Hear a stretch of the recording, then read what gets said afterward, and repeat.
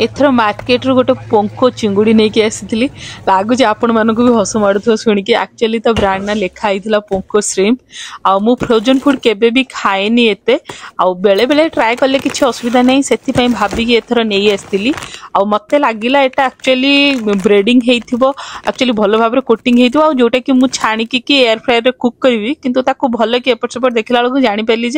50 to 60% cook ही हो जाइए आउ से जो इंस्ट्रक्शन देइथिला केमिति एयर फ्रायर रे ताको कुक करिवो सेही इंस्ट्रक्शन को सब फॉलो करिकी गोटे गोटे करिकी सजेकी थोइदेली। आज एक्चुअली मो पुओ पई बनौथिली खाली आ मो पई गोटे एक्स्ट्रा पकेइथिली सो दैट वीडियो रे खाई कहि परिबी केमिति टेस्ट वाइज लागुची बोली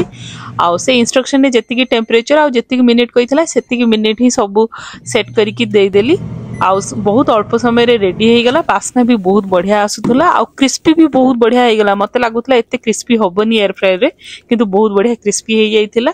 आ मते टेस्ट वाइज भी जतले खाइली बहुत बढ़िया लागुतला मते जणा नथिला एटा को रेसिपी बोली किंतु जतले पुओ को खाया देली ताको एक्चुअली ए सब जिंस रे बेसी आईडिया अछि से कहला एटा होची जापानीज रेसिपी बोली।